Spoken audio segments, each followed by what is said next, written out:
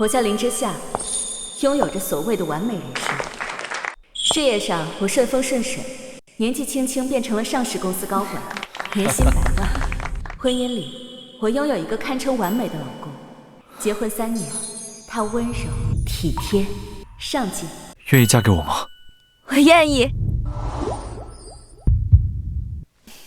我们是外人眼里的模范夫妻，也是人生路上的灵魂伴侣。但这一切不过是水中月，镜中花。对不起，太太，我迟到了，晚饭也没来及给你做。但是我也不是故意的，你看，我从楼下等了半个多小时，才有人进来小区，我才有机会见你。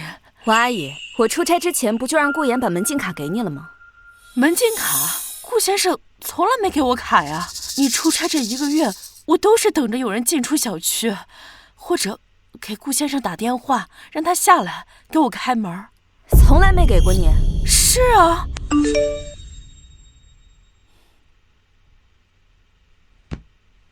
王阿姨，我出差这段时间，家里有没有来过客人？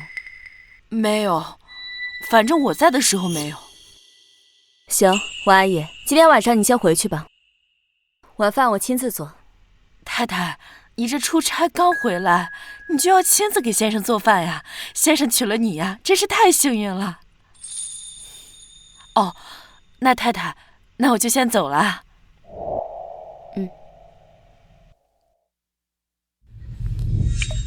我和老公录的是指纹，门禁卡不在王阿姨手里。这16次的刷卡记录，又是谁刷的？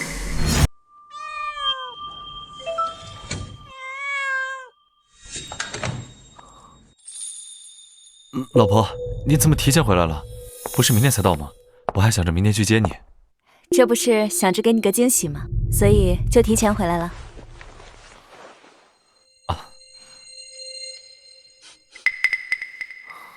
哦，对了，老公，王阿姨今天迟到了，她说是你没把门禁卡给她。我1个月前不就让你把门禁卡给她了吗？这事我给忘了，前段时间工作太忙。这样，这门禁卡现在找不到了，等我找到了亲自给她。没事儿，丢了就算了。明天我去物业那儿补办一下，顺便给王妈补办一张新卡。别，那个，哎呀，算了，补个卡大几百块呢，换那冤枉钱干嘛？卡不能丢，肯定在家里，一定能找到。这刚出差回来，家里这些破事你就不用操心了。你出差在外面是不是没好好吃饭？怎么瘦了？有吗？有啊，你在这坐一会儿，我去洗个澡，等会煮面给你吃。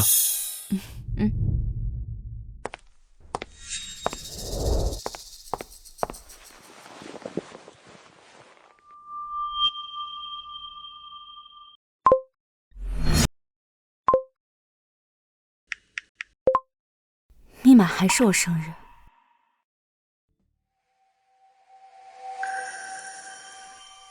对了，回收站。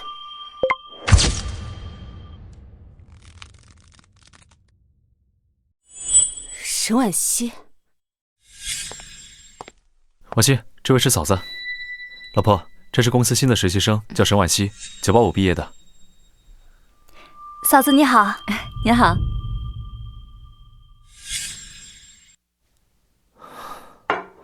1个多月没吃到我煮的面了吧？来尝尝。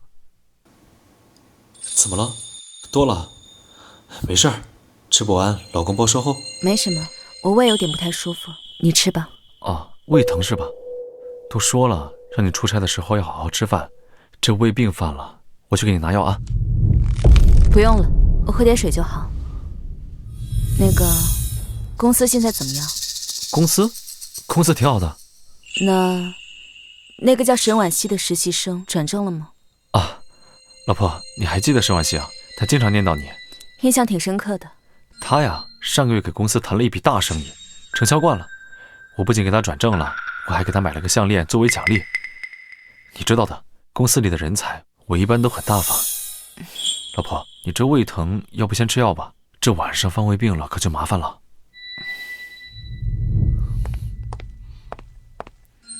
买礼物奖励员工，的确是他一贯的作风。难道是我想多了？我们1个月没见，他就这样睡着了。猫如果回家不吃鱼，那只能是在外面偷了腥。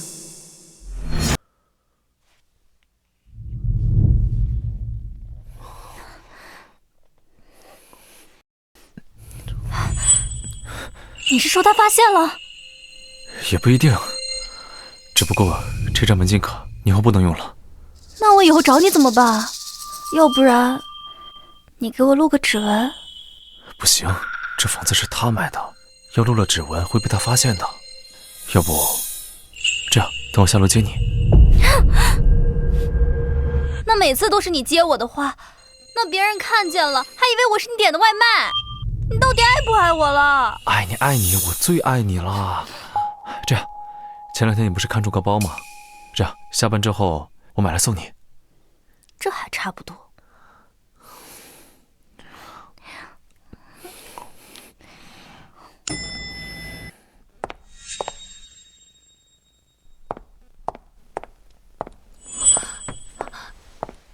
夫人，你怎么来了？刚刚路过，想着拿鸡汤上来看看。你们顾总呢？顾总在办公室，您稍等一下，我去叫他。不用了，我自己去就行。夫人，还是我去通知顾总吧，您稍等一下就好。我说了不用，听不懂吗？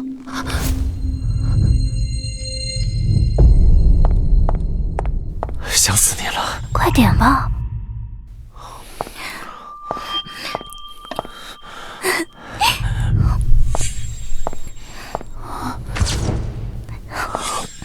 我早就受不了了。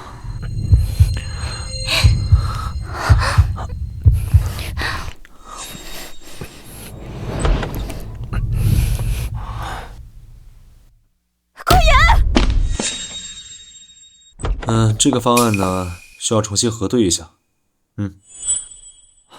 哎，老婆，你怎么来了？公司那边临时通知开会，想着路过你这里，炖了鸡汤，顺便给你尝尝。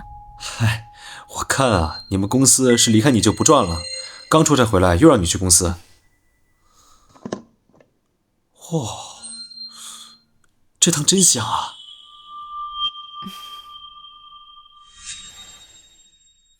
嫂子，听阿言说你提前转正了，恭喜你了。谢谢嫂子。项链挺漂亮的，跟你挺搭的。哎，石小喜，我跟你嫂子说点话，你先拿东西去吧，我在这等你。哎，好。不用了，公司那边开会比较着急，你们继续忙你们的工作。啊，那我送你。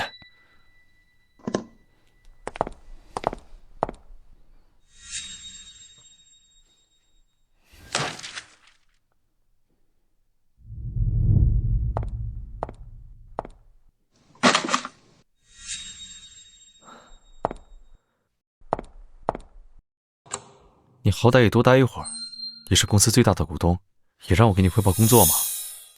以后啊，多回家吃饭，少吃外面的东西，吃多了呢，伤身体。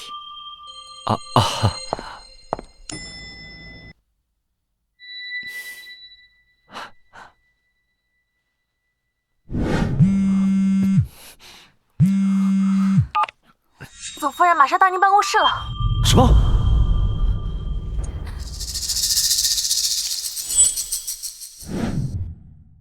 有时候，比天气预报更准的是女人的第六感。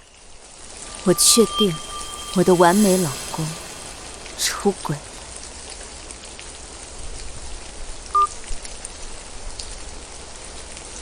喂，我想在家里安装几套监控，请问你们现在方便上门安装吗？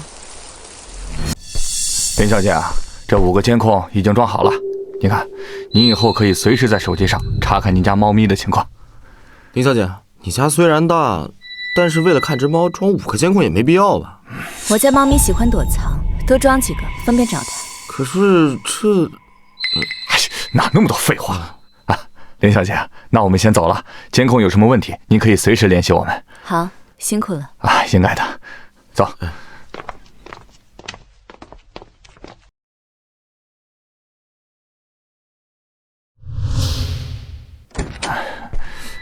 哎，师傅，我还从未见过有人为了看猫，在客厅、卧室还有浴室都要装上监控的，甚至装的还都是微型摄像头。这林小姐也太他家的猫了吧？你懂什么呀？这哪是看猫啊？我看多半是为了看人。看人？行了，臭小子，走吧。师傅啥意思啊？老婆，老婆，啊，老婆，你收拾行李干嘛呀？今天下午公司开会，老板安排我去京港那边出趟差，见个客户，今晚就得走。今晚？你不是刚出差回来吗？要不在家多待2天吧？这次就别去了。这次去不了多久，就5天，5天后就回来了，到时候就没那么忙了。5天啊？行吧，那我帮你收拾行李。不用，我自己来。没事儿，我帮你拿衣服。哎呀，不用，都收拾差不多了，赶紧洗澡吧。去嘛。行，那我去洗澡了。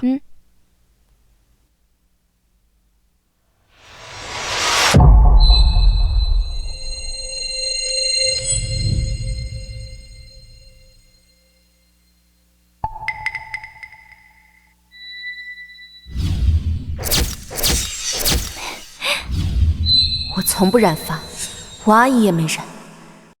这头发只能是她。老婆，你在这等我，我去把车开过来。不用，我叫了网约车。叫网约车？我送你去机场呗。你平时上班挺辛苦的，我想着我叫车也是一样的。我老婆真心疼我，这么好的老婆到哪儿找去啊？怎么了？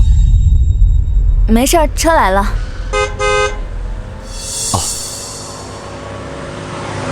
我去给你放行李啊。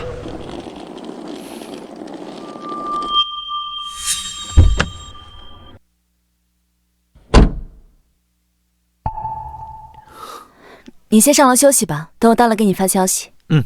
路上注意安全啊。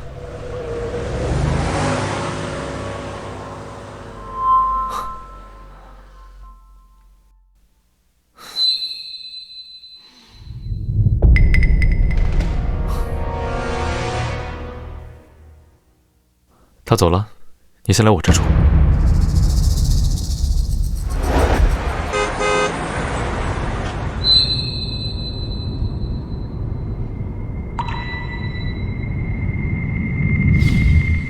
飞机起飞喽！你慢点儿，慢点儿。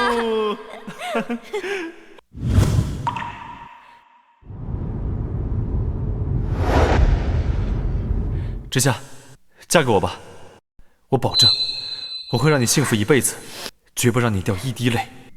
我愿意。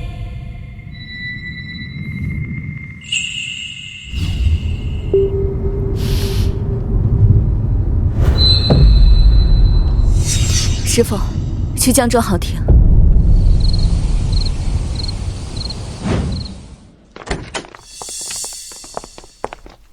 哎，慢点啊，小心点。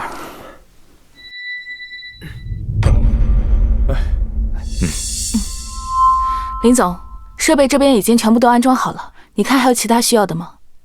没有了，先去忙吧。好，走。是。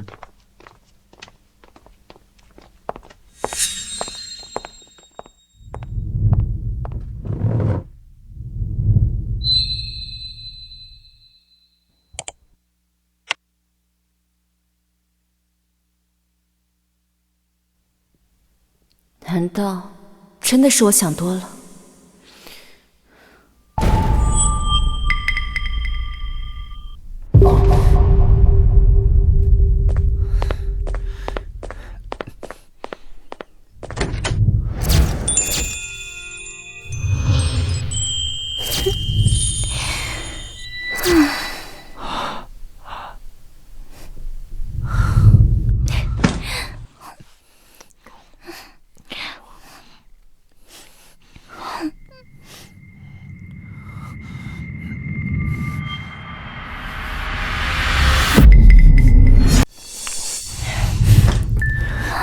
怎么才过来啊？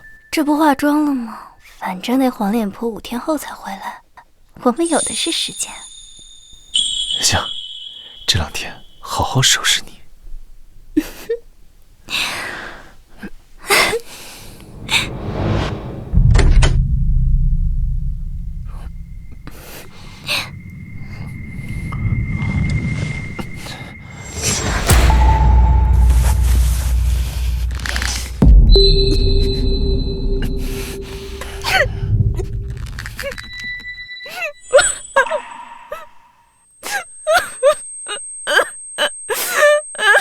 这是公司新的实习生，叫沈婉希，我还给她买了个项链作为奖励。你知道的，公司里的人才我一般都很大方。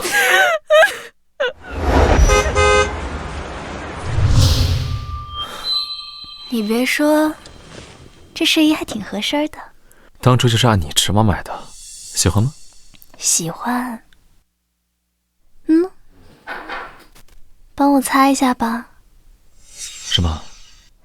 那黄脸婆的面霜，我要用它来擦脚。好，我帮你擦。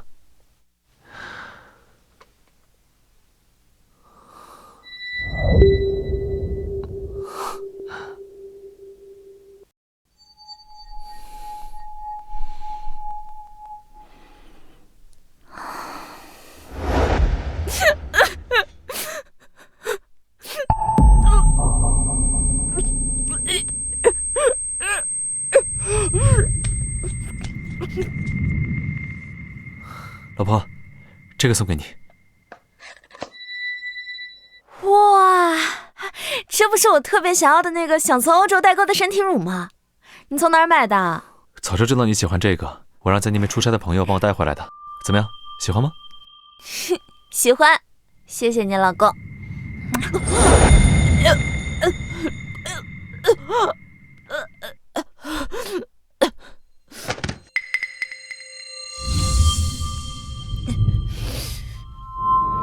犯错可以原谅，但背叛不行。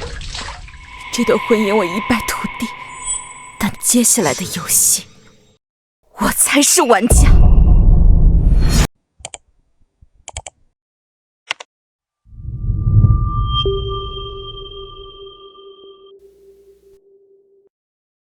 所以，您的诉求就是要跟您先生离婚？不是我先生，是顾言，不是离婚，是让他净身出户。林小姐，虽然你手里有对方出轨的视频证据，但要是想让对方完全净身出户的话，还是很难的。除非你还能提供对方在婚内有严重过错的证据，比如重婚、家暴、转移资产等，或者是让对方签署离婚协议书，自愿净身出户。这是你要解决的问题。我的诉求是让他净身出户，房子是我买的，公司也是由我出资成立的。既然他选择了背叛，就应该承受相应的后果。明白了，虽然有一定难度，但也不是不可能。这样，我先去收集其他证据，如果他不同意净身出户的话，我会用法律途径让他同意的。好，辛苦了。应该的，那我先去忙了。好。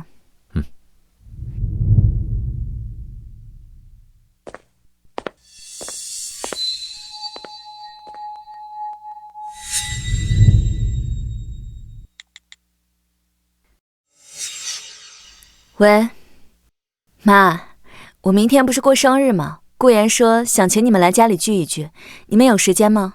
阿浩，明天我生日，记得过来玩，顺便麻烦通知一下顾言的其他几个朋友，就你们几个经常一起玩的。王经理，我这几天买了一些家具，明天早上10点钟左右到，你安排几个保安帮我一起送上来。没问题，林小姐。我们当然有时间了，没问题，明天我们一定到。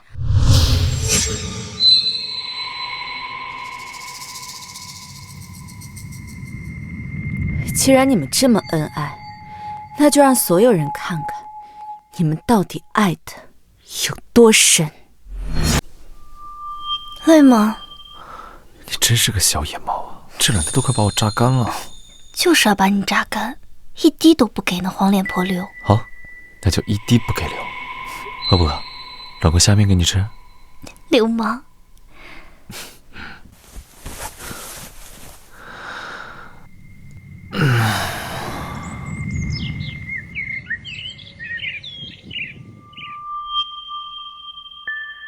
你看这花，现在才4月，开得真好，真棒。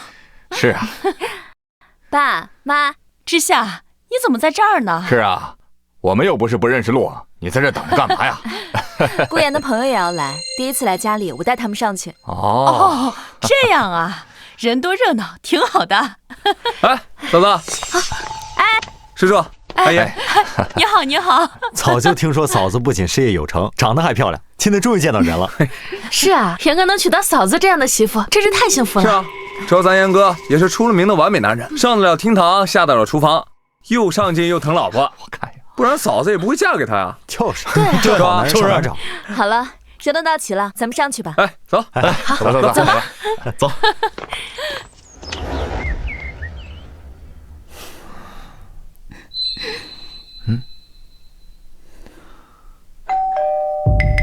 谁啊？谁啊？是不是物业啊？我去看看。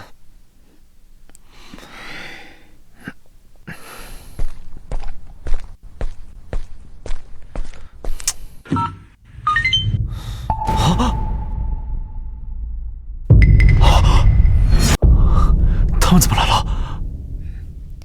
怎么了？谁啊？我爸妈还有我一堆朋友在门口。那这怎么办？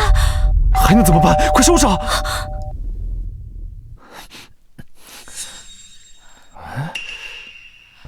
儿子，开门呀，儿子！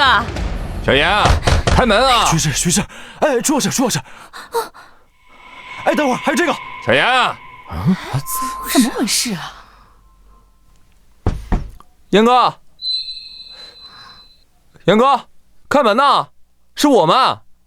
哎，嫂子，严哥是不是没在家呀？他可能是想给我们准备个惊喜吧。哦，这样，一定是这样，没准啊，是给嫂子布置浪漫的现场呢。要不我们就再等等吧。不用了，咱们这么多人在外面等着，还是先进去吧。行是。好，去吧。你先把裤子穿上。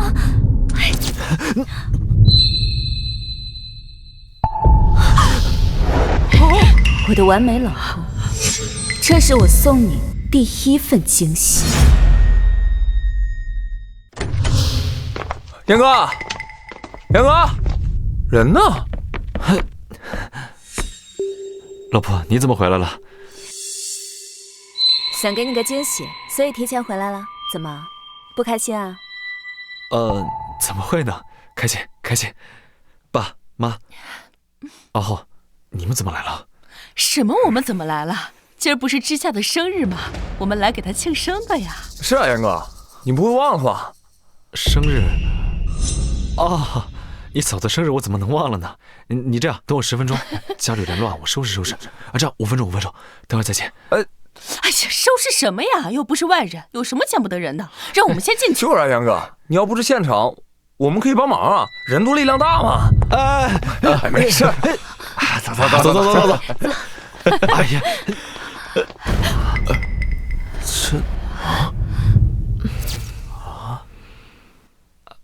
儿子，你这干嘛？怎么搞得这么乱呀？这什么味儿啊？那个，我昨天自己在家喝了点酒，还没来得及收拾呢。我就说等我收拾完之后再让你们进去吧。哎呀，昨晚你一个人在家喝的酒？对啊。他一个人喝酒用得着2个酒杯？那个，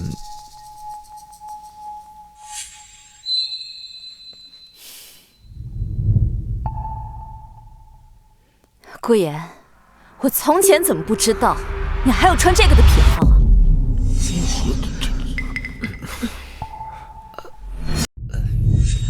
这是我给你买的礼物，本来想给你个惊喜来着。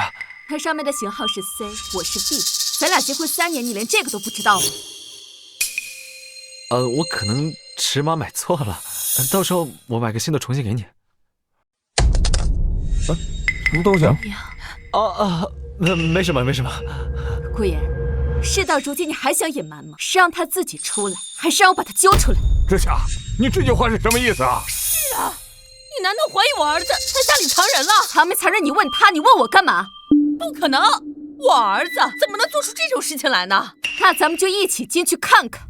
哎，不能进，不能进！我房间里什么都没有。什么都没有？那声音哪来的？猫在屋里。猫？既然是猫的话，这么紧张干嘛呀？紧张？我没紧张，反倒是你。我好心好意在家给你准备生日惊喜，你呢？带着一帮人来怀疑我，把我当什么了？就是啊，你把我儿子当什么人了？你无凭无据的，你凭什么怀疑我儿子？这事要是传出去了，我们顾家的面子往哪儿放？无凭无据，那件内衣怎么说？内衣，一件内衣能代表什么？不就是买错型号了吗？给你换一件不就行了？我看你今天带这么多人来，就是故意让我儿子难看的是吧？顾言，你要是个男的，自己站出来面对，别像个妈宝男一样躲在你妈身后。我要是真没有证据的话，我会把所有人叫过来吗？听不懂你在说什么。今天你要是进这个房间，就是对我的不信任，对我们的婚姻不尊重，你知道吗？哎，嫂子，要不还是算了。严哥的为人，我们大家都了解。你要是说他背着你偶尔打打小牌，这我信。但你说他出轨，我觉得不可能。是他的为人。是啊，我曾经也以为他是一个完美的老公，我从来没有想过这种事情会发生在我身上。但是，他偏偏就发生了，而且是我亲眼看到的。顾言，你不说你自己没问题吗？你就让开，一间卧室而已，有什么大不了的？如果没有藏人的话，我向你道歉。道歉？我需要你给我道歉是吗？你这是对我不信任。今天这屋子你要敢进，我们就离婚。好啊，那咱们就离婚。如果房间里没人的话，我净身出户。但如果房间里有人的话，那咱们更要离婚，并且是你净身出户。嫂子，别冲动啊，嫂子。哎，等一下。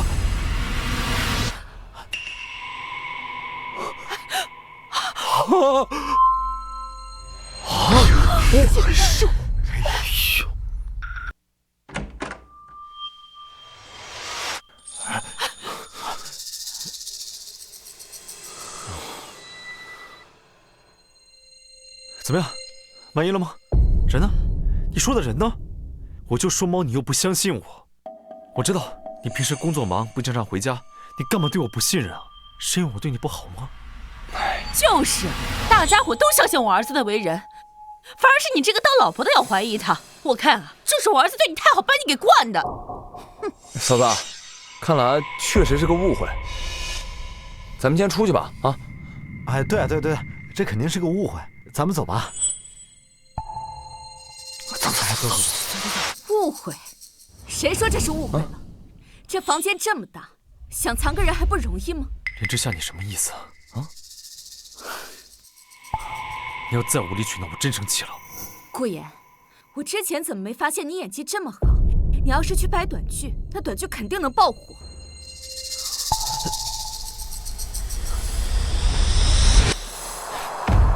你干嘛？不干嘛。不过是想给大家看场好戏。这么多人看着呢，等我事回来，我给你解释这件事儿。从你选择出轨的那一刻起，你就该想到现在的后果。我要的从来不是解释，而是一个交代。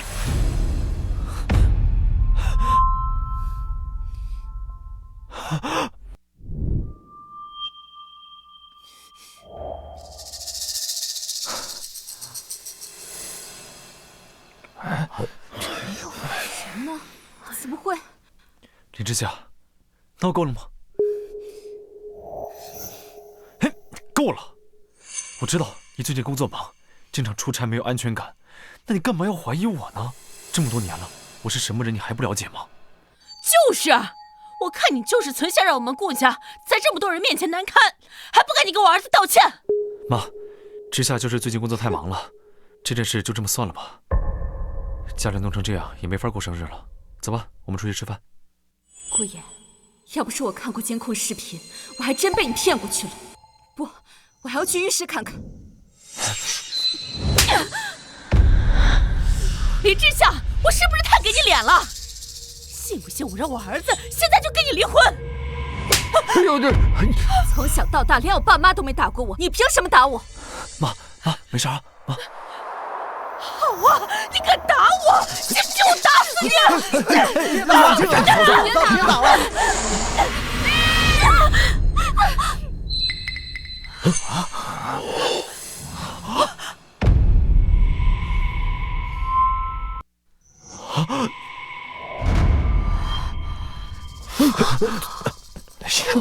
还真有啊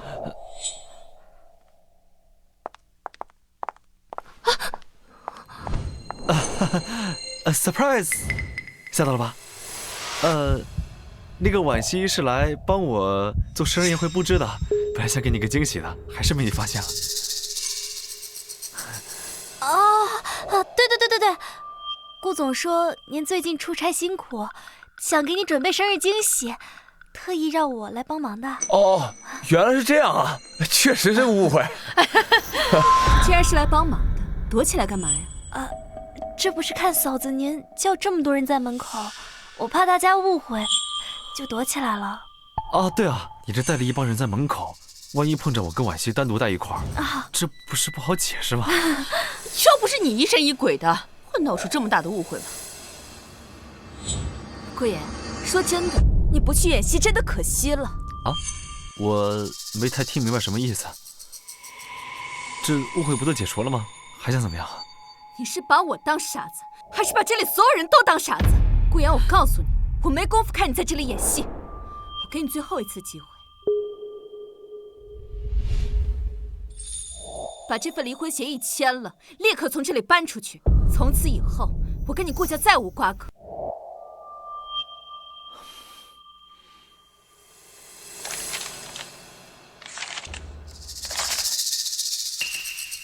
净身出户，你疯了是吧？我不可能签。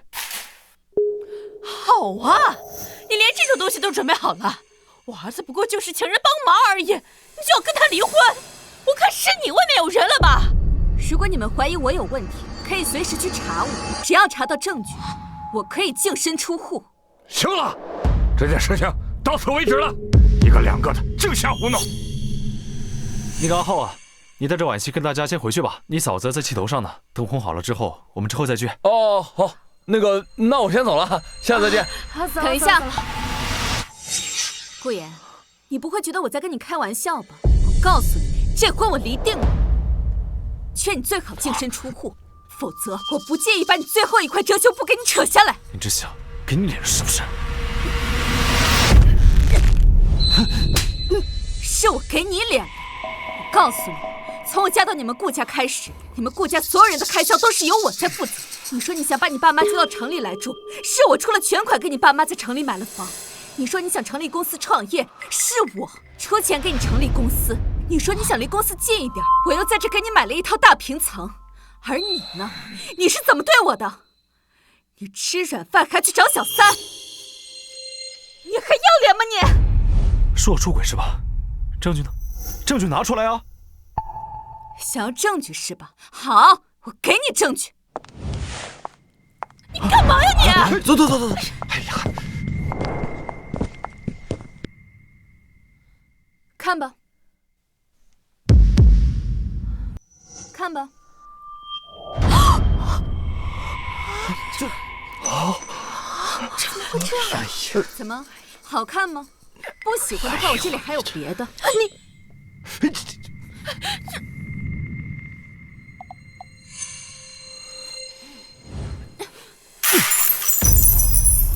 够了。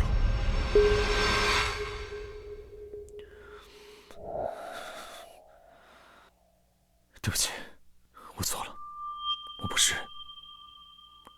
我不应该背着你做这些事，是我鬼迷心窍。但是是他勾引的我心里真的只有你。顾言，是我勾引的你？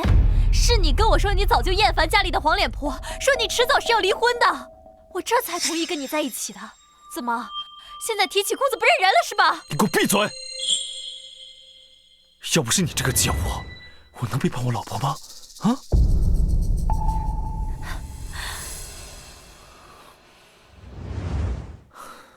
老婆，我真知道错了，年夫妻的份上，原谅我这次好吗？我不会有下次了。顾言，你知道的，我有感情洁癖，没有办法接受一个背叛过自己的人，更何况出轨，只有0次和无数次。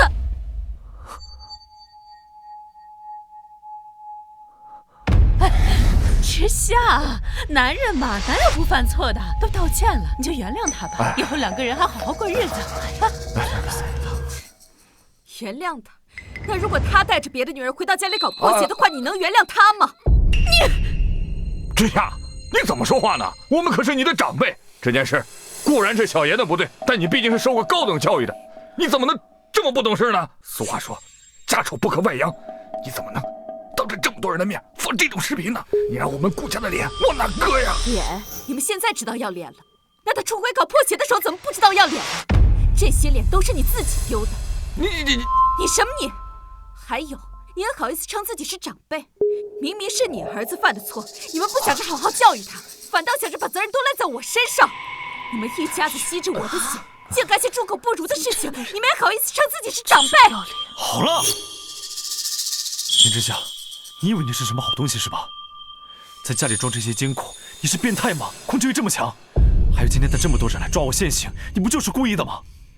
摊上你这种老婆，算我倒霉。这房子是我自己全款买的，它本来就是我的。我在我自己家里装监控有什么不对？什么叫你的房子？我们是合法夫妻，这是共同财产。你装监控就应该告诉我。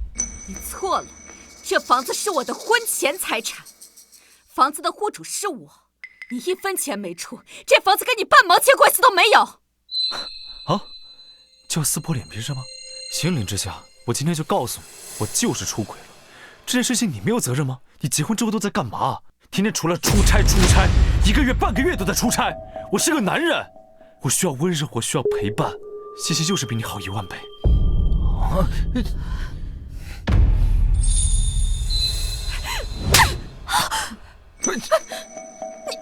顾言，如果我不努力工作赚钱的话，你住哪儿？你爸妈住哪儿？房子是我买的，车子也是我买的，就连你成立的公司都是我拿出我全部的积蓄帮你成立的。你有什么脸对我说出这种话？少往你脸上贴金了，真把自己当回事了？以为我没你就活不下去是吧？这房子资产1200万，离了婚我分1半。另外，公司就是我的，跟你没有关系。房子跟存款我也分1半。你做梦！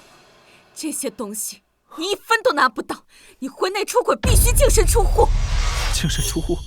你做梦吧！你不同意我的条件，这婚我不离了，我有的是时间跟你耗。姐姐，不被爱的才是第三者。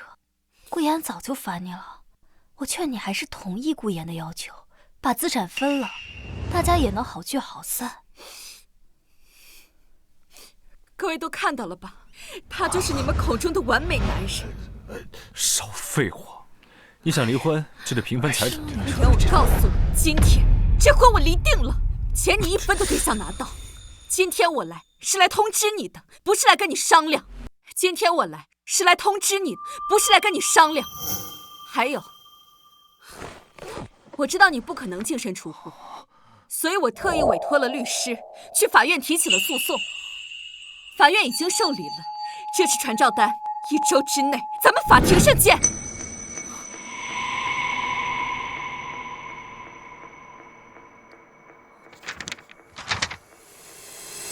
行啊，林之夏，你连这个都准备了是吗？做的真够绝的。你这个样子，不知道的还以为你是受害者呢。该说的我都已经说了，现在立刻拿上你的所有东西，和你的一家人滚出去！不可能！法院判决没下来之前，我们还是合法夫妻。我现在就在这等。你们就是要走也是你走，我们不走，走！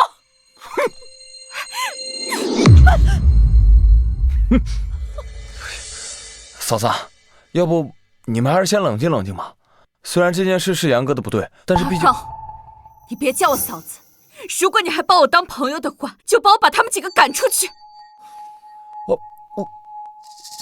林小姐，林小姐，您昨天不是说有家具要搬吗？人我都带来了，你看去哪搬？王经理，你来的正好，家具就先不搬了，先帮我搬点其他东西。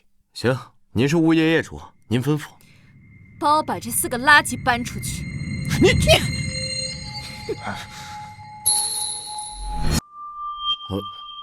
您是说顾先生他们几个？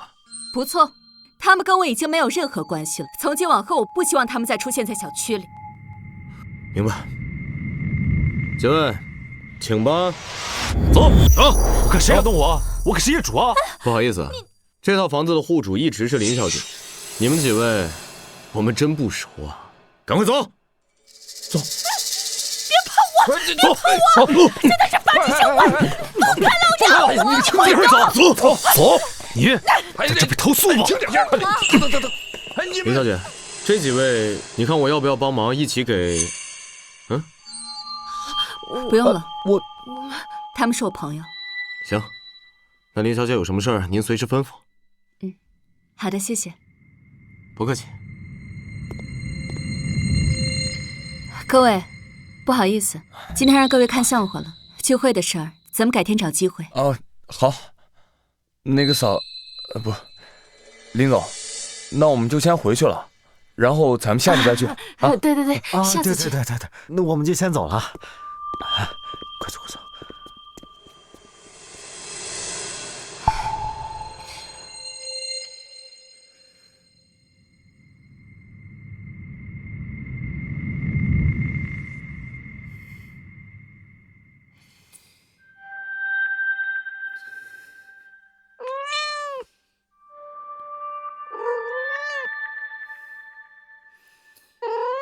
布丁，以后我就只有你了。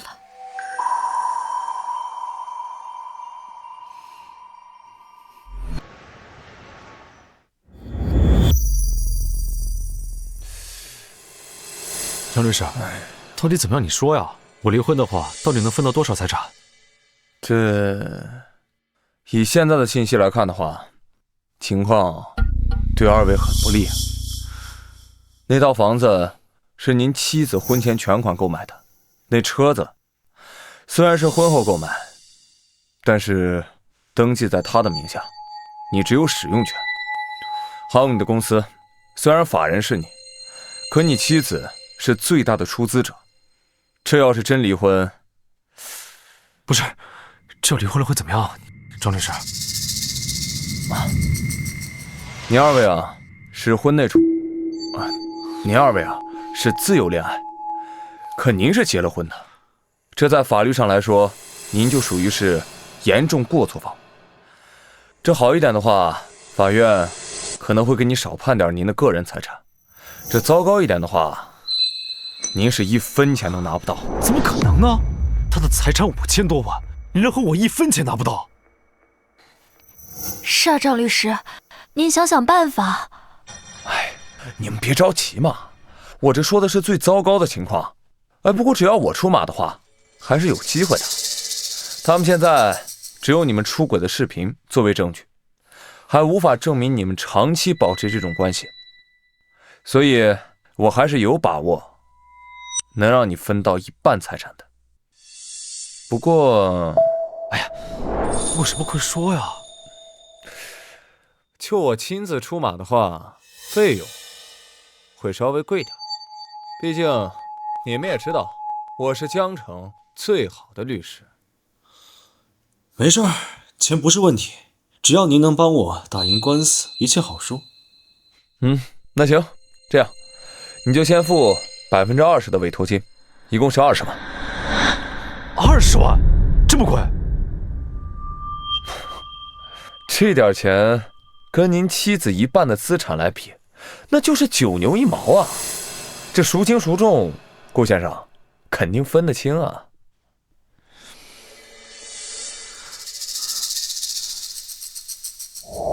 王鑫，我卡全让那个贱人给我停了。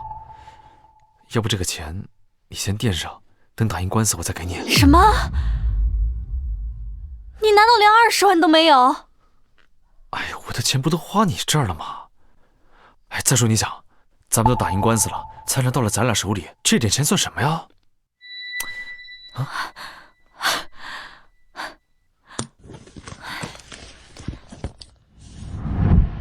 ！15万，我全部的积蓄，剩下的你自己想办法。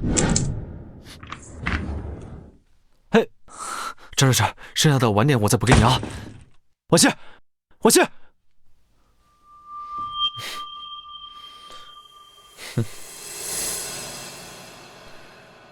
哎，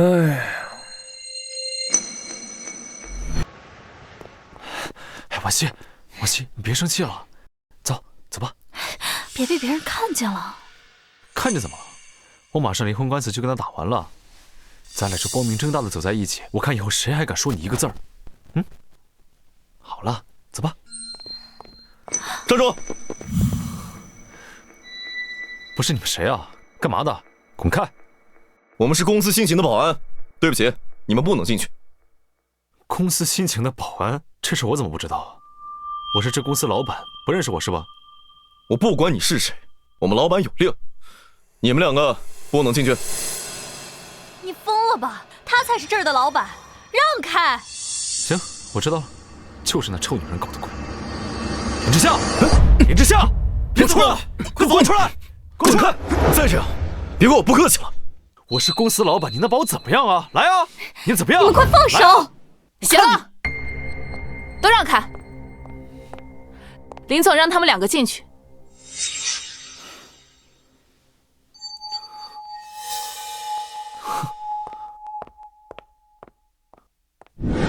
林之夏，你耍什么花招啊？啊！我跟你说话呢，聋了是吗？公司我占股80%，我有权利开掉任何一个我想开掉的人。你开除我？我是公司总经理，你开除我？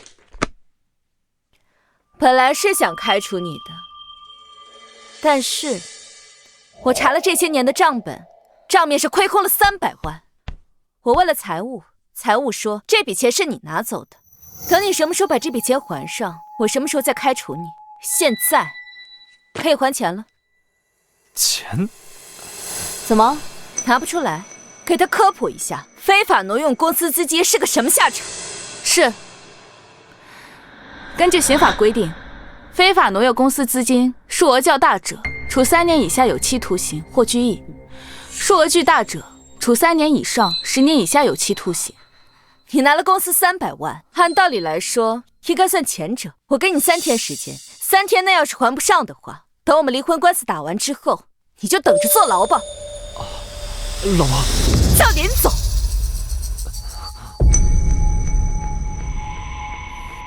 林总，我错了，你再给我一次机会吧。我不想离婚，离了你我什么都没有了。这次我真想明白了，你再给我一次机会吧。据我所知，这些钱你除了花在沈婉熙身上之外，剩下的都拿去赌了，是吗？好啊你之前总跟我喊穷，原来是拿去赌博了。老婆，李总，你听我解释啊。够了！我不想听你说任何事情，我只给你3天时间，3天要是还不上，自己看着办。哎，老婆，李总。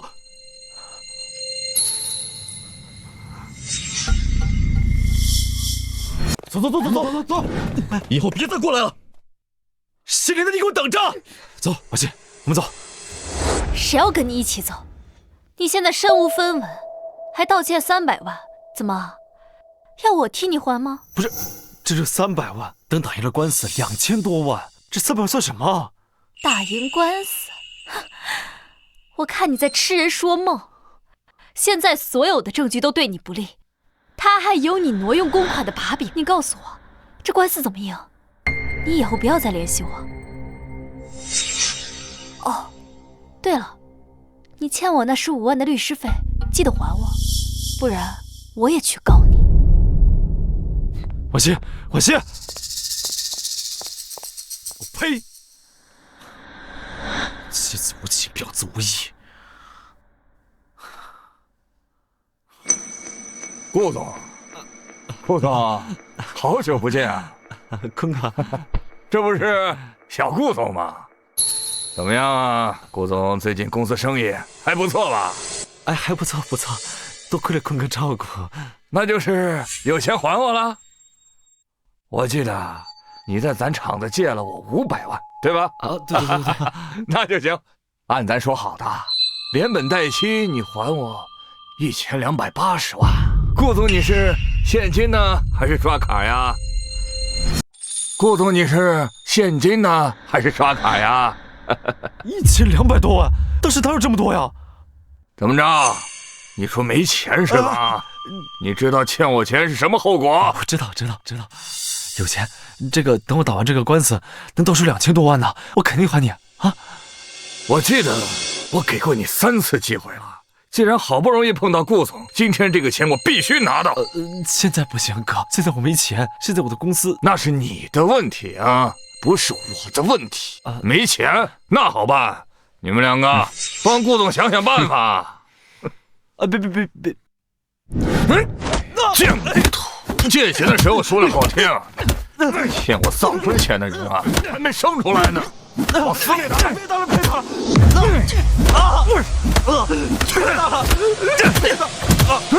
老婆，救我！快救我！兄弟们，停一下！老婆，快救救我！你是他老婆？不是啊，我不认识他。不，老婆，我们还没离婚呢，我们是夫妻。有意思。他在我赌场借了钱，连本带息1280万。既然你是他媳妇儿，替他还了吧？怎么称呼？臧坤，道上人，都称我坤哥。坤哥是吧？你可能不了解我们之间的情况。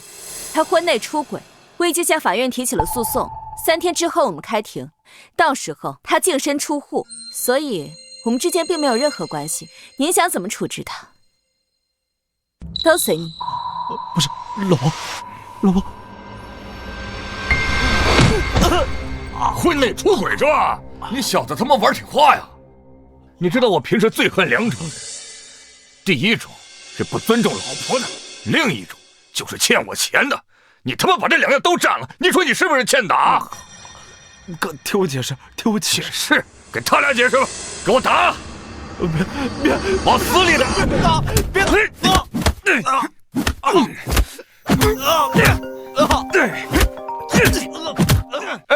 媳妇儿，王大牛，你他妈上哪儿去了？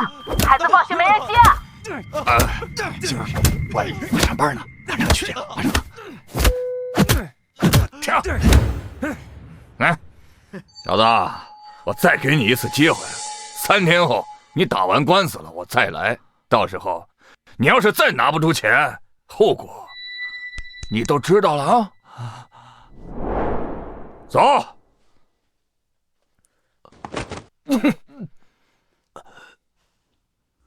林总，我们用不用帮他叫辆救护车？不用，这一切都是他应得的。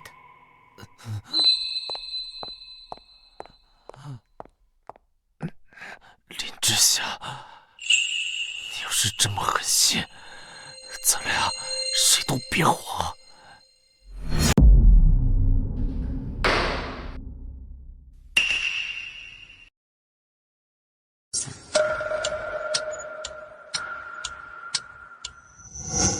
农用公馆这件事，你怎么没提前告诉我？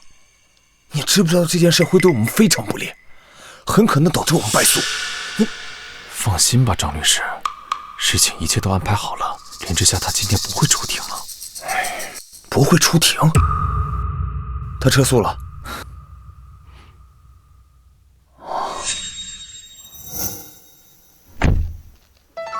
我不管你用什么办法，让这个女人从世界上消失。照片背后有她家的地址。钱呢？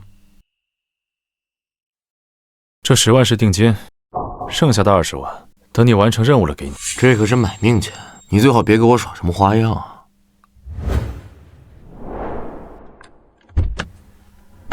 林之夏，是你逼我的，只要你一死，所有的一切就都是我的了。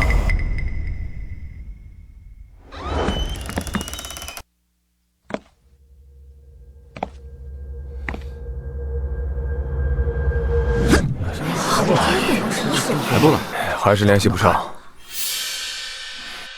审判长，离开庭已经过去10分钟了。既然原告无故缺席，那就只能算是原告自动撤诉了，直接宣判吧。好吧，鉴于原告无故缺席，本庭宣判。等一下。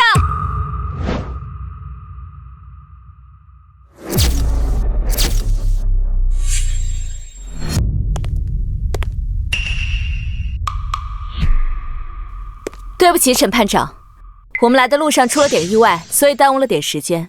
入席吧。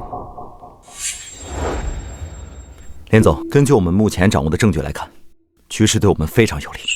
虽然对手是张德全，但是我有90%把握胜诉，并且会让法院判决对方净身出户。好，那就辛苦洛律了。应该的，这是我的本职工作。更何况，惩治顾言这种人，也算是做了件好事。那咱们明天见。对了，林总，这件事我还是得跟你提个醒。像顾言这种人，如果被逼到了绝路，很可能会狗急跳墙。毕竟这种情况我们经历了不少。在明天开庭之前，希望你能注意一下自己的安全。我知道了。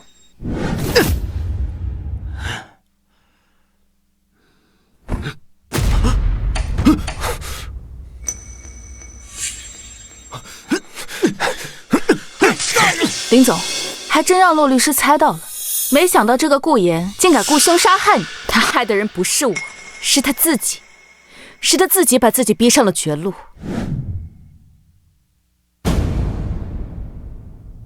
我宣布，本次案件正式开庭。现在是法庭的调查时间。原告林之夏，请明确你的诉讼请求以及事实理由。我的诉讼请求是要求与被告顾言离婚，并且让其净身出户。理由是在结婚期间，被告长期出轨，并且涉嫌与他人同居，甚至涉嫌非法转移夫妻共同财产。对于原告的诉求与陈述，被告顾言，你可认同？我不同意。我们只是夫妻之间的普通吵架，没有他说的那么严重。我不同意离婚。原告，那你同意庭前调解吗？不好意思，审判长大人，我不接受和解。我的目标只有一个，离婚，并且让其净身出户。那好吧，原告律师，请开始你的陈述。我的委托人林小姐起诉离婚，证据充分，理由明确。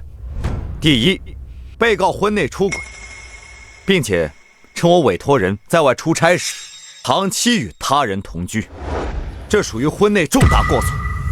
第二，被告出轨之后，两人夫妻感情破裂。第三，双方目前均已无共同生活基础。你给我闭嘴！你这是胡说八道，你知道吗？我不同意这些指控。被告，请注意你的言辞。另外，在原告律师进行陈述期间，你不得以非法手段打断。鉴于双方之间存在很大出入，下面进行举证环节。原告律师，请出示第一组证据。这第一组证据是一些视频资料，而这些视频能直接展示被告出轨的具体过程。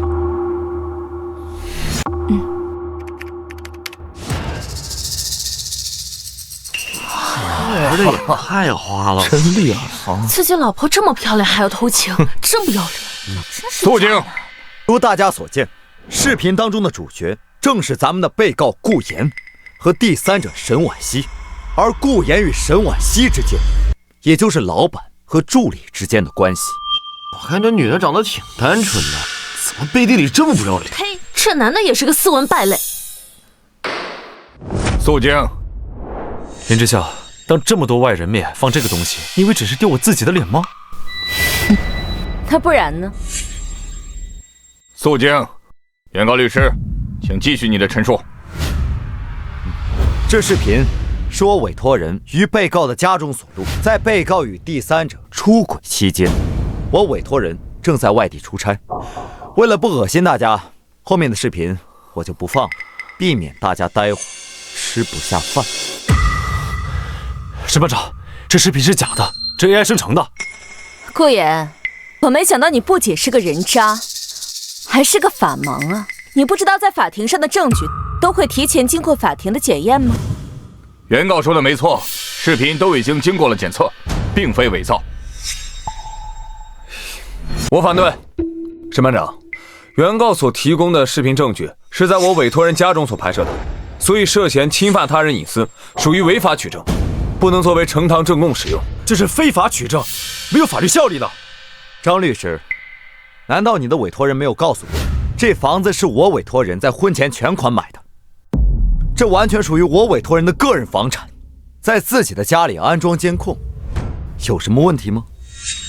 另外，这上面是顾言和沈婉熙在豪斯酒店的开房记录，在被告与我委托人婚姻存续期间，被告与第三者开房共计182次，上面的每一条记录都可以通过酒店监控来查看，请审判长查看。有证据，这真的假的？锤死他！这下真麻烦。你跟踪我是吧？那倒不用，你忘了，你刷的一直都是我的卡。之前你借口给甲方客户开酒店，我之前相信你从未查过，后来我才知道，你所谓的甲方，一直都是沈婉熙啊。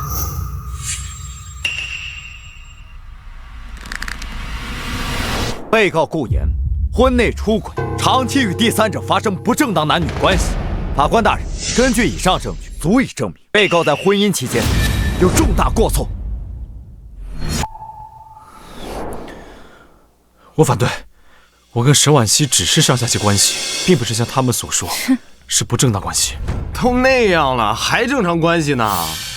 这脸皮比城墙的拐角处还厚呢。肃静。是，我是有过开房记录，但是我们在酒店是谈工作，其他的没有任何动作。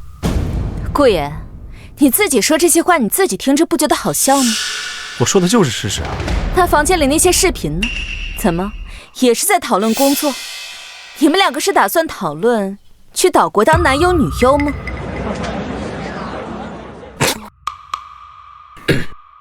那次是个意外，我们本来就是在谈论工作的，是那天我喝多了，意乱情迷，那只是一次巧合。那酒还真是醉人呢，一醉就醉个3、4天。那也就几天而已，证明不了我长期出轨。虽然被告的说辞有些牵强，但我必须要跟你普及一个知识点：在离婚案件中，我们并不需要证明你们之间具体发生了什么，我们只需要证明你们之间的关系明显超出了上下级之间的关系以及社会公序良俗的范围。182次的开房记录，这4天的亲密视频就足以证明你在婚内长期出轨。你这属于恶意揣测，你知道吗？不，我这是陈述事实。法官大人，我的第一轮证据已经陈述完毕。也确实是属实，所述证据。好，经法庭讨论，被告行为属于婚内出轨行为，但无法判定是否属于重大过错。原告方是否已经准备好第2组证据？法官大人，我已经准备好了。接下来这组证据是关于被告顾言在婚姻期间非法挪用夫妻共同财产的证据。这是顾言近半年来的银行流水。被告顾言长期使用我委托人的银行卡进行转账和消费。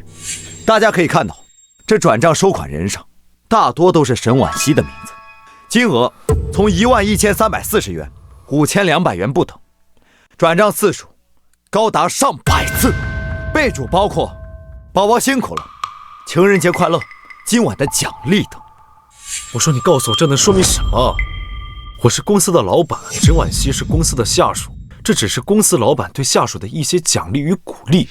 难道被告跟下属之间都是以宝宝相称，甚至是连情人节这种日子也会给其他下属发这种带有示爱寓意的红包？这就是个称呼，能说明什么呢？另外，我们还查到，被告顾言曾多次购买女士奢侈品，包括但不限于包包、衣服、项链、首饰以及化妆品。而这些东西均不是被告本人所使用，反而全出现在沈婉熙的身上。我想请问被告人，你作为一个老板，为何要给一个实习生买这么多位数的礼物？沈婉熙是我们公司的实习生，她家庭困难，我身为老板，对家庭困难的员工有所资助，糊口可以吗？是吗？就算是你作为老板对员工的照顾，可你为什么要给他这么多钱？另外，经过我们的调查，我们还发现你私自挪用公款花了86万，在县城为其父母购置了一个3居室的商品房，请问这又是出于什么目的？顾言，我要告诉你的是，不论你是刷我委托人的卡，给沈婉熙买奢侈品也好，还是从公司挪用公款也好，这些钱全都是属于你和林小姐之间的夫妻共同财产，而我们有权全部追回。凭什么？我们是夫妻，她的钱就是我的钱。说了，这属于夫妻共同财产，我有权利花吧？我的钱你可以花，但你应该花在你自己身上，或者花在我身上，而不是让你去包小三。经过原告律师第2轮的举证与陈述，我们有理由相信，被告在使用夫妻共同财产行为上，属于明显不当行为。对了，我还要补充一点，被告与我委托人结婚之后，家里所有的开支都是由林小姐一个人承担。放屁！我有我自己的公司，我自己挣钱。不，你所谓的公司也是由我委托人，也就是林之夏小姐出资成立的。林小姐持有80%的股份，虽然这些年公司也有所盈利，但所有的钱都被用在了你的账户里。直到今天，公司的账户上仍然有300多万的资金缺口，而这些钱也都是被告非法挪用的。这是我自己的公司，我自己的钱用一下怎么了？不，你这不叫借用，你这是利用职务之便非法侵占公司财产。更何况，这个公司也是属于你和林小姐之间的夫妻共同财产。你放屁！公司是我自己的，公司的钱我想怎么用就怎么用。被告，请注意你的言辞。法官大人，基于以上事实和陈述，我方认为，被告在婚内有严重过错，在离婚财产分割中不具备分割资格，应当让其净身出户。另外，我方还要求被告归还所有非法挪用的夫妻共同财产，也就是被告花在第三者沈婉熙身上的所有钱。林之夏，你有必要这么绝情吗？非要把我往死路上逼是吧？把你逼上绝路的人不是我，而是你自己。通过原告第2轮陈述，本法庭认为被告人顾言在婚姻存续期间非法占有夫妻共同财产，并用于第三者身上，成立。请原告进行第3轮举证。这第3轮证据不是任何资料，而是一个人。就在开庭前的一晚，也就是昨晚，我委托人竟然遭到了入室谋杀。要不是我委托人有所防备，恐怕现在坐在这里的已经是一具尸体了。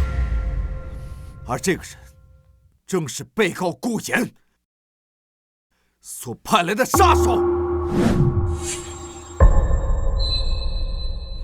我靠，这男的也太狠了！竟然花钱买凶杀他自己老婆！真是个畜生！你买凶杀人了你！张律师，你相信我，我没有啊，你相信我。肃静！原告律师方才所说的话可有证据？当然有，请法官大人允许我请证人上庭。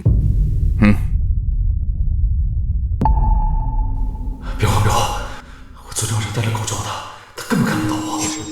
法官大人，这位就是受顾言所雇，于昨晚想要入室谋杀我委托人的杀人凶手。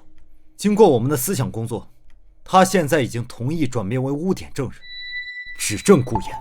证人，你认识被告吗？当然认识，就是他花钱雇佣我杀了林小姐。我本来以为他要我去杀什么仇人，没想到他竟然要杀了自己的亲老婆！胡说！他胡说！我根本不认识他。原告，你方有什么证据能够证明是他雇佣杀手去谋杀林之夏？当然有，这里的照片和钱，就是昨晚顾言给他的佣金。我们昨夜连夜去做了鉴定，这上面的钱和照片都有顾言的指纹，而且这上面的笔记也确实是顾言的笔记。这也是刚才我们为什么会迟到的原因。这里是检验报告，请法官大人查看。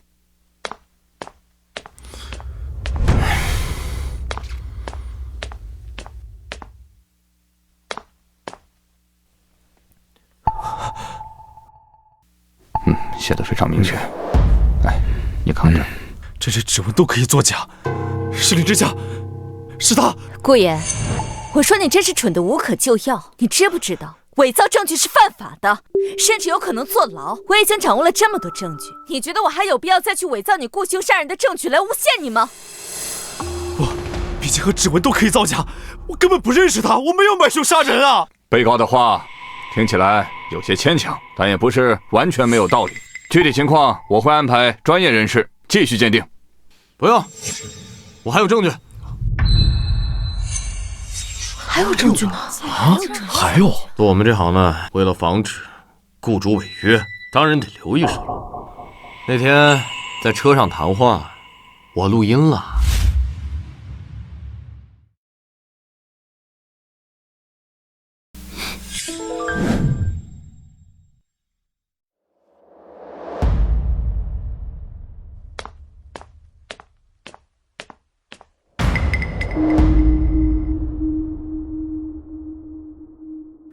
我不管你用什么办法，让这个女人从世界上消失。照片后面有她的家庭地址。钱呢？这10万是定金，剩下的20万，等你完成任务会给你。我这可是买命的钱，你最好别给我耍花样啊！被告，对于这段录音，你还有什么好狡辩的？张律师，你快帮我说说话呀！你不是江城最好的律师吗？快帮我说说话呀！你怎么能干出这种蠢事呢？如果是单纯的离婚官司，就算输了，这人也至少是安全的。你现在雇凶杀人，证据确在，我怎么帮你？我不管，你是我找的律师，我花钱找的律师，你就应该帮我说话，就说话呀！我张某人虽然爱钱，但我还懂得是非。你连自己老婆你都敢杀，你还是个人吗你？审判长，我单方面解除跟顾言的委托协议，不再为他进行辩护，涉及的违约责任我一并承担。你自己好自为之吧。张律师，被告，请回到你的座位。一个丈夫，自己的妻子在外面辛辛苦苦的赚钱，他当丈夫的在家吃妻子的、住妻子的，到头来还要背着妻子找小三。事发之后不思悔改，居然还想雇凶杀害自己的妻子。法官大人，各位听众朋友们，面对这样一个人渣，我们提出离婚的诉求，过分吗？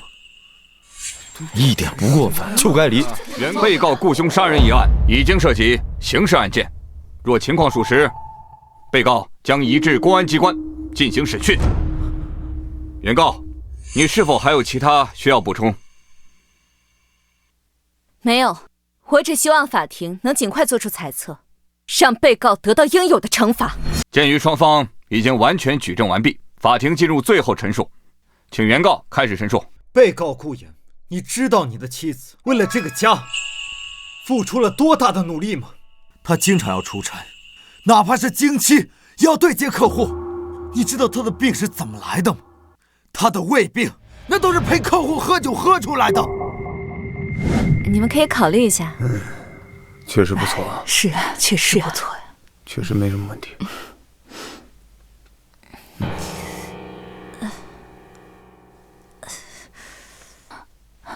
没事吧？我们继续。来，见你。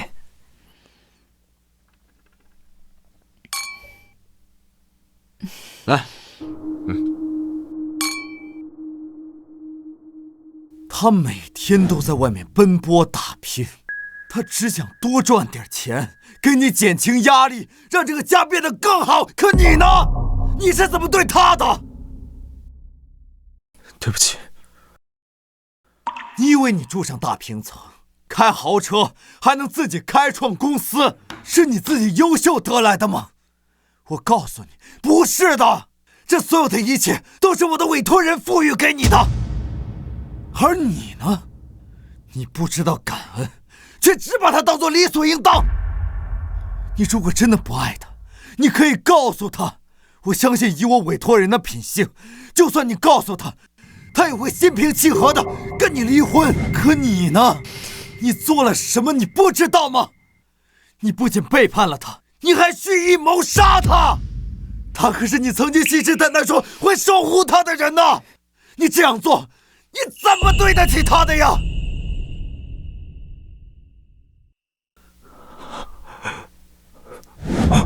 我错了，老婆，我真知道错了。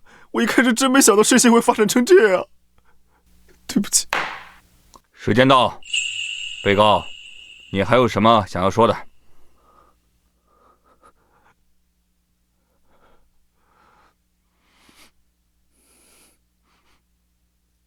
老婆，对不起，老婆，原谅我这次吧。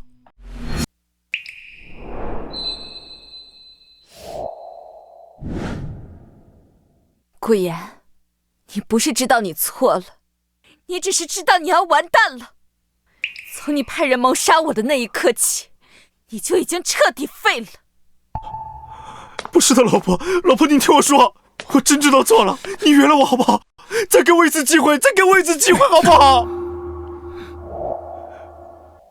你知道我的，我对感情有洁癖，背叛这种事情只有0次和无数次。而我对感情的态度是1次不忠，终身不用。接下来，本庭将对本次诉讼进行最终判决。全体起立。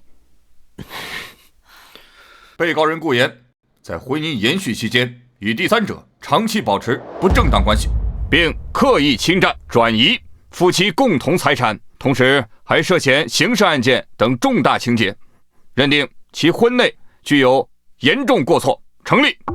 现判决如下：一、允许原告林之夏与被告顾言离婚；二、婚内所有财产归原告林之夏所有，被告顾言需偿还用于第三者身上的所有款项；三、因被告涉嫌刑事案件，将其移交公安机关处。宣判完毕。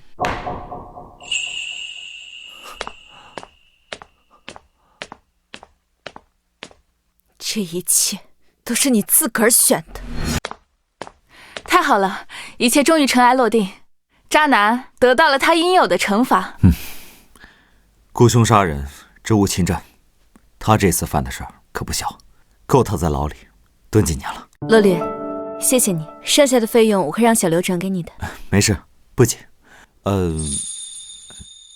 不知道你今天晚上有没有时间？我想以朋友的身份请你吃个饭。你要请我吃饭？如果你不方便的话，就算了。好啊，正好我也想请你吃饭，好好感谢你。那好，那我订好了位置，发给你。明晚见。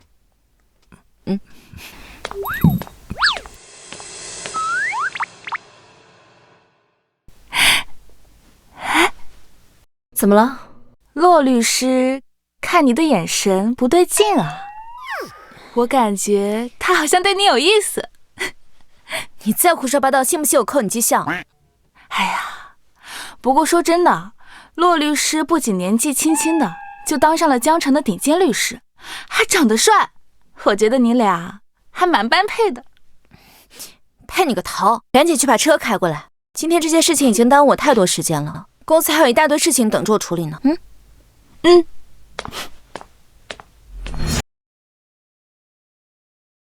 乐律，今天真的谢谢你啊！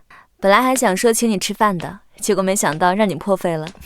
没事儿，朋友之间吃顿饭而已，不用那么客气。哦，我到了。今天谢谢你送我回家。行，那你先回去吧，我就自己回家了。好。那个之夏，你不介意我这么叫你吗？我们是朋友嘛。哦，对了，什么事儿？我是想问，你之后是怎么打算的？之后回公司工作嘛。公司最近还有好多事儿等着我去处理呢。我不是说工作的事情，我是想说……林之夏，没想到你这么歹毒，居然亲手把自己的老公送进了监狱，你还是个人吗？你没错，你就是个毒妇。你们儿子婚内出轨，还花钱买凶杀我，怎么？我不送他去监狱，还要感谢他吗？你，我冷小言做错了什么事儿，他都给你道歉了。你们总归是夫妻，你怎么这么狠心呢？夫妻，从他选择出轨那一刻起，我们就什么关系都没有了。我不管，你现在就跟我到警察局写谅解书，让他们把我儿子放出来。放开我！你黄桂英，你儿子犯的是买凶杀人的重罪，别说是写谅解书没用，就算是有用，我也不会写。哎呦，没天理了呀！这闹成打人了！都来看看，来看看呀！婆婆了呀，不活了！林之夏，你就是个毒妇！你竟然连自己的婆婆都打，你还有点良心没有啊？大家伙都来评评理呀！大家伙都来看看呀！就是这个女人，不但亲手把自己的老公送进监狱，还和这个野男人一起殴打自己的婆婆呀！对，你们给我评评理啊！大家不要相信他们的话，是他们的儿子婚内出轨，雇凶杀人，这才被送进了监狱。我是他的律师，请大家不要到处传谣。黄桂英，如果你觉得用这种办法就能让我低头的话，那你就尽管去闹，最好闹得人尽皆知，好让大家都知道你儿子是个什么货色。另外，我要告诉你，你们现在的行为已经构成了诽谤罪和寻衅滋事罪。如果你们再不离开的话，我就会报警，到时候你们就等着在大牢里和你们的儿子团聚吧。林之夏，你别以为这样就完事儿了！你把我儿子送进监狱，我不会放过你的！别跑了，别跑了！都散了吧！真是上梁不正下梁歪，顾言走到今天这个地步，他父母有很大的一部分原因。乐律，谢谢你。对了，你刚刚问我什么来着？没什么。你早点回去休息吧，我也要回家了。再见。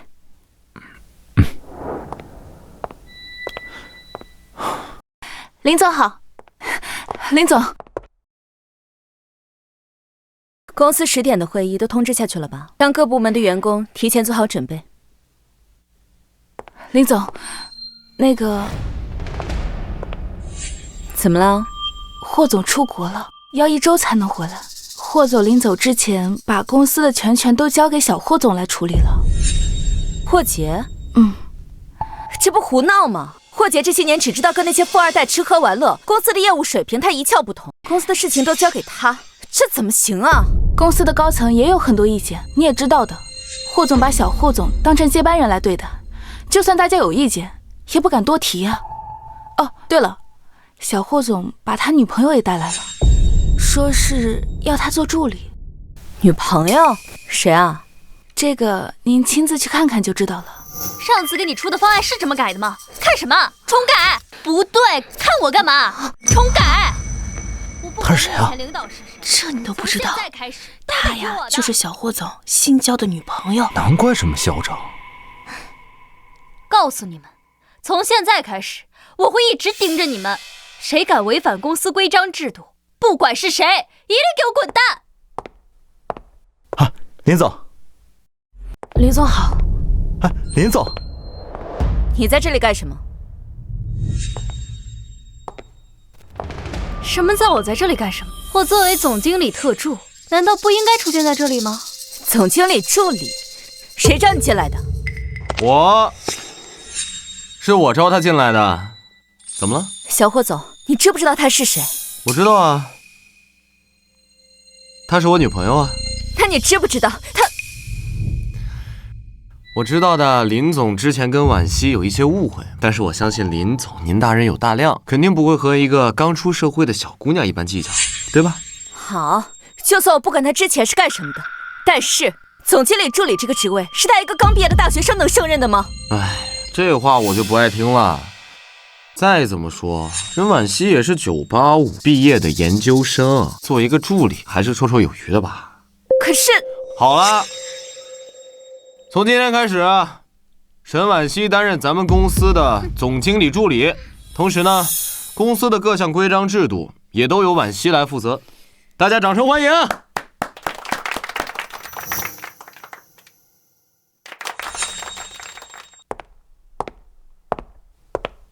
林总，小霍总也太过分了，明知道你和沈婉熙有过节，还要把她招进公司，上她当秘书。没事儿，他能在这么短的时间内掌握霍杰，也算是他的本事。过段时间霍总回来了，霍杰应该就不会那么狂。他明显就是冲你来的呀！我估计他以后会想方设法的针对你。先不说那些了，过几天的新品发布会对公司来说非常重要。演讲稿准备的差不多了。哦，对了，那几个投资人那边你对接的怎么样了？放心吧，林总，投资商那边呢已经全部通知到位，会场也布置好了。现在呀，就等你到时候大放异彩，拿下万亿的订单了。万亿订单我是真不敢说，不过10几亿的话，应该还是有的。都慢点儿，搬。都慢点儿，往那儿放。你们在干嘛？停下，都停下！谁让你们进来的？是总督让我们搬的。你让他们把东西搬进林总办公室干什么？你一个小小的助理，你有什么资格问我？林总，沈婉熙，说吧，想干什么？说吧，想干什么？没干嘛，我就是觉得这边的办公室的采光比那边好，所以我就搬过来啦。这个办公室是林总的，你怎么哪儿都有你说话的份儿？怎么，上次没把你打疼是吗？我搬过来是跟总经理申请过的，你要是不想跟我一个办公室，你可以搬出去。你没事儿，让他搬正好，咱门口还缺个看门的。走，我们继续去对接一下发布会的细节。嗯，好。你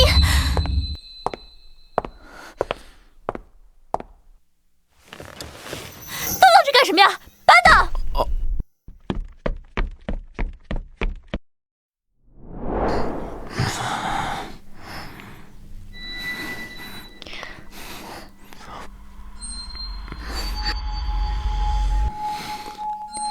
杰哥哥，我听说最近公司有一个新品发布会。啊，是啊，这次发布会好多赞助商都会来，而且这次活动办好了，当场就能签下10几个亿的订单。我爸出国之前特意交代好我，这件事情一定要办好。那主讲人是林之夏？是啊，这些年都是他。怎么了？有什么问题吗？那这次发布会能不能换我去啊？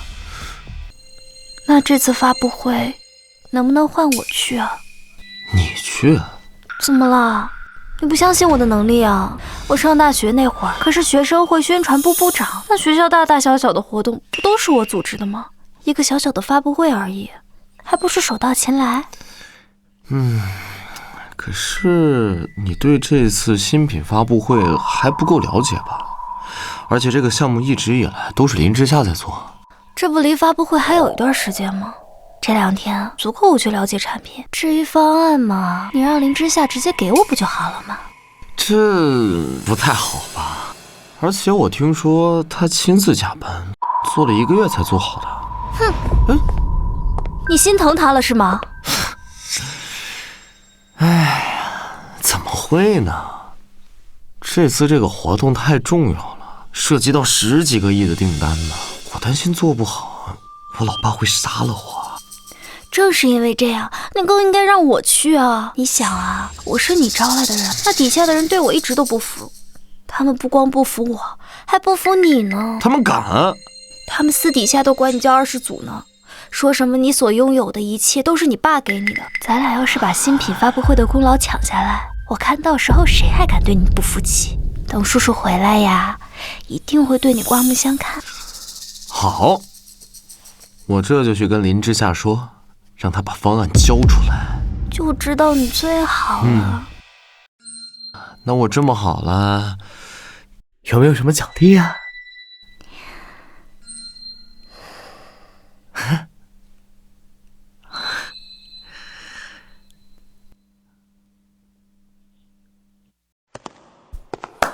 大家都看一下我这边啊！在下班之前呢，我再给大家宣布个事情。这次新品发布会，经过我的深思熟虑呢，我准备让婉希来演讲。我没听错吧？他来讲呀？让他演讲？真是搞笑啊！林总，新品的演讲一直都是由您来负责的，小霍总这是什么意思？安静！我相信大家可能质疑婉希的实力，但是呢，婉希呢会向大家证明，她能当上总经理助理，绝对不是靠跟我的关系，而是靠她自己的实力。这怎么抢人的功劳？沈婉希，我问你，你知道公司这次的新品是叫什么名字吗？不就是美容仪吗？还能叫什么名字？那你知道这个新产品的功效叫什么吗？美容仪不就是给别人美容的吗？那还有什么功效？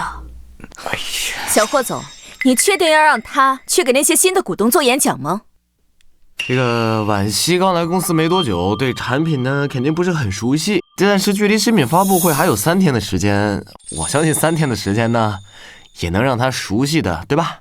没错，就3天，我一定把产品的信息倒背如流，到时候给投资人一次完美的演讲。产品名字都不知道叫什么，还完美演讲？就是啊，让他去演讲，别说10几个亿的订单了，没准把公司股票都弄跌了。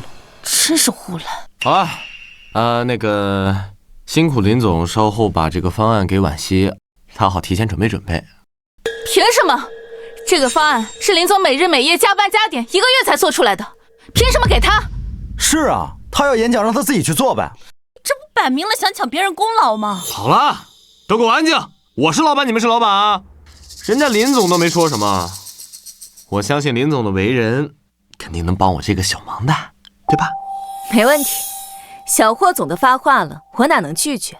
文件方案在我的 U 盘里，不过细节还没有整理好，等我稍微整理一下再发给你。林总，这就对了嘛，同事之间呢，互帮互助，咱们公司才能走得长远。快，婉希，快去谢谢林总。谢谢林总，以后有不对的地方，还请多多指教。没问题，你既然想踩在我头上，那就要做好粉身碎骨的准备。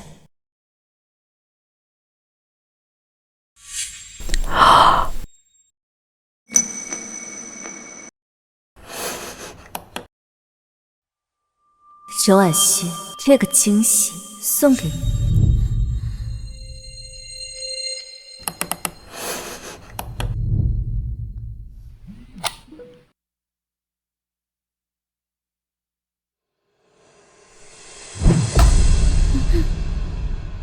你干嘛？演讲方案确认好，不过你自己最好好好确认一下，如果明天演讲有任何差错的话，10几亿的项目订单可由你负全责。我告诉你，这个产品的所有资料我已经背得滚瓜烂熟，我敢说全公司上下没有一个人比我更熟悉这个产品。至于你的方案，要不是时间来不及，我才不用你。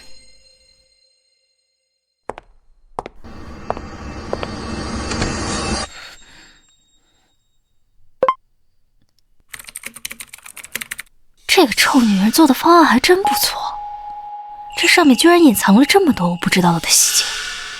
有了这个方案，明天的演讲肯定没问题。林之夏，没想到吧？你的所有功劳都是我的了。哼，笑吧，明天你就笑不出来了。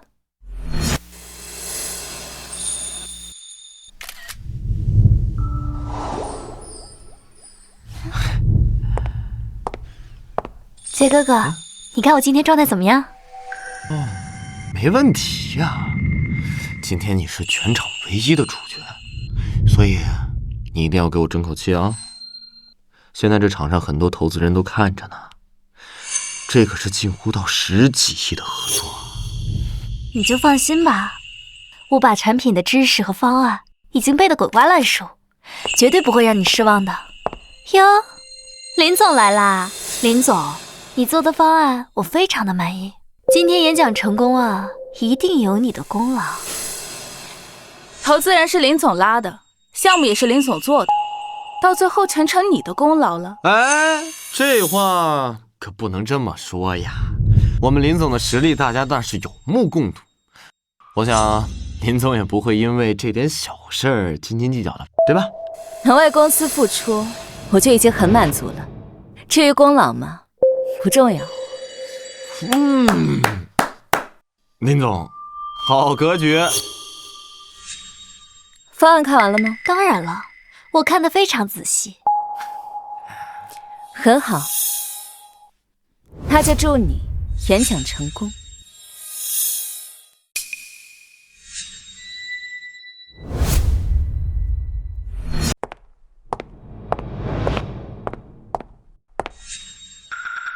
各位来宾，各位老板，大家上午好，我是本次金融公司新品发布会的主讲人沈婉希。接下来由我为大家介绍我们公司新推出的最新美容产品智美 S。 这个沈婉希是谁啊？以前新品发布会不都是林总来主持吗？不知道啊，林总，我就搞不懂了，你为什么要支持他呀？支持他？我怎么可能会去支持他？那你为什么把你自己辛辛苦苦做的方案给他呢？他不是想出风头吗？那就满足他。今天我就让他好好出风头，让我们的皮肤具有满满的活力感。好。哎，你还真别说，这个沈婉希虽然是新来的，但是对产品还是了解挺深的。是啊，我刚刚打听过了，她好像是小霍总的女朋友。哎，这表现真不错。以上是智美 S 的功能介绍，接下来由一段视频来展示我们智美 S 在实操过程中的强大功效。好好看着吧，待会儿有场好戏。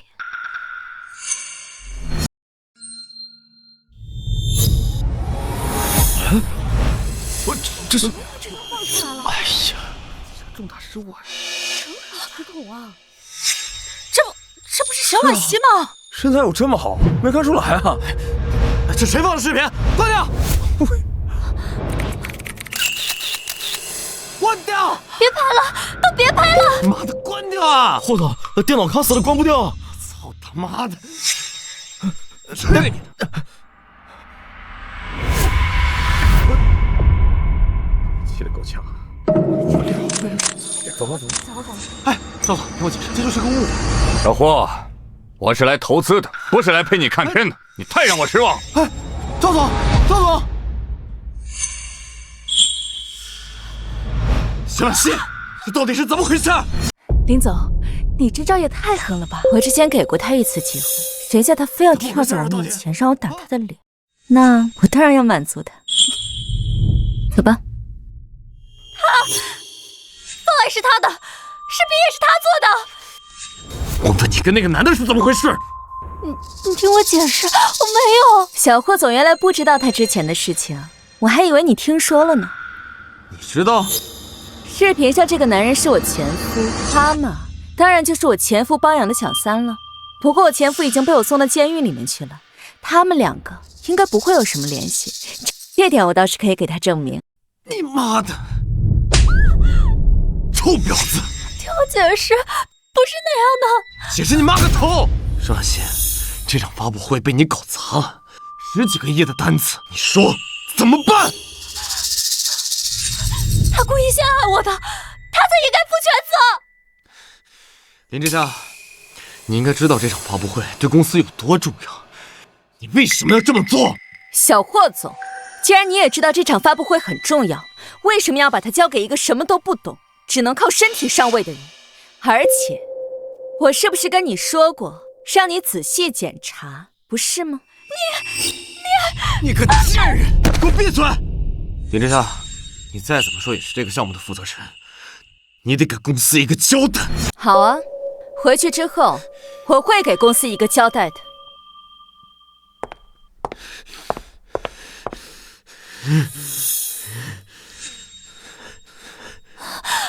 霍总，你不会离开我，对不对？我去你妈的！这个项目被你搞砸了，你给我滚！近日，兴荣公司陷入发布会丑闻。该公司在发布会上竟然公然播放色情内容，并且视频女主角正是该公司执行董事霍杰的新任女友。此次事件发生后，兴荣公司股票大跌，市值预计缩水600多亿。谁让你进来的？小霍总，不是让我给你个交代吗？我爸马上就要回来了，你想怎么负责？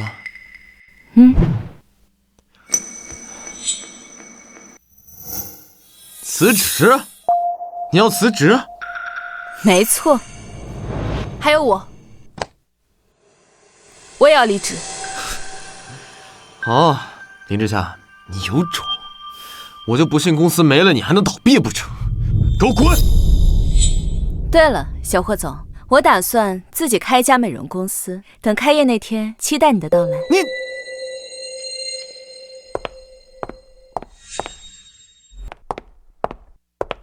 林总，你真打算自己开公司吗？是啊，当然了，与其给别人打工处处受限，还不如自己开公司当老板。太好了，那我就是咱们公司的第一个员工了。好啊，不过刚开始工资待遇不比这里，你要考虑考虑。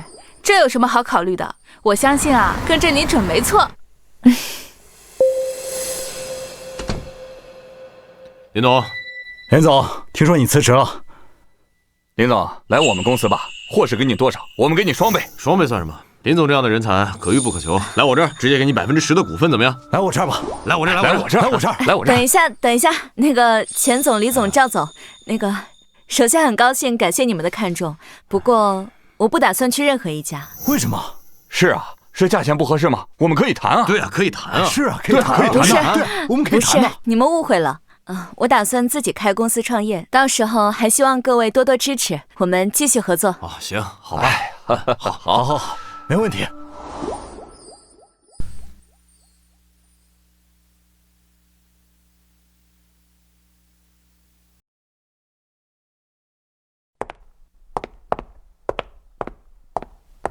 林总，明天公司就要上市了，你早点休息嘛。好，你也早点回去休息。